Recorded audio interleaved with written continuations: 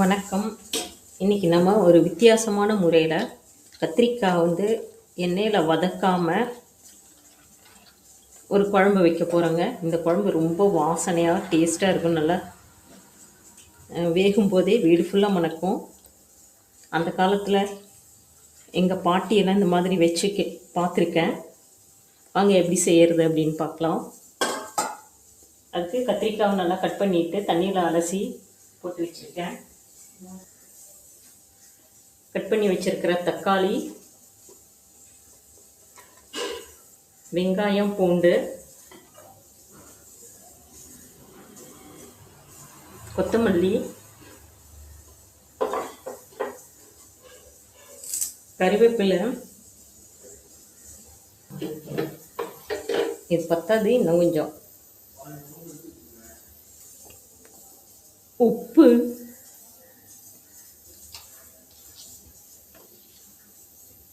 பெருங்காயம், மஞ்சத்தூள். அதில் போட்டு சாம்பார் தூள் பத்தாது, அதனால் இன்னும் கொஞ்சம் போட்டுக்கலாம்.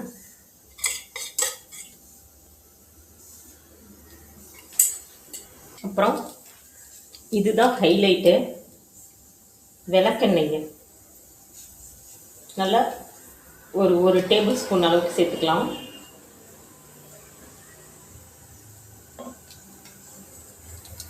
விளக்கெண்ணெய் சேர்த்து இந்த மாதிரி கத்திரிக்காய் செஞ்சு பாருங்கள். ரொம்ப ரொம்ப ரொம்ப டேஸ்டியாக இருக்கும்.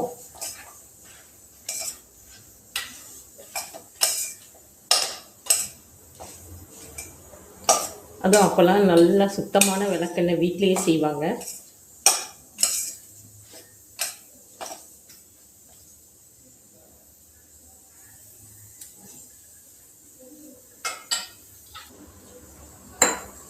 புளி தேவைன்னு நினச்சிங்கன்னா கொஞ்சம் போடுங்க, இல்லைன்னா வேண்டாம்.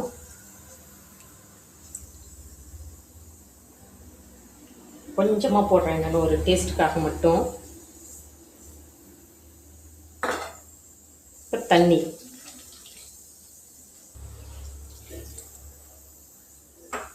ஊற்றி நல்லா கலந்து விட்டு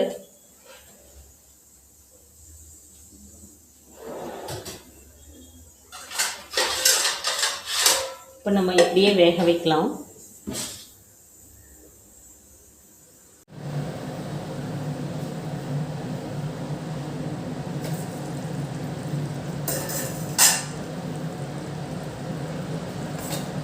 பாருங்கள், நல்லா குழன்னு வெந்துருச்சு. அவ்வளோதான். இதுக்கு வேறு எந்த தாளிப்பும் கொடுக்க வேண்டாம்.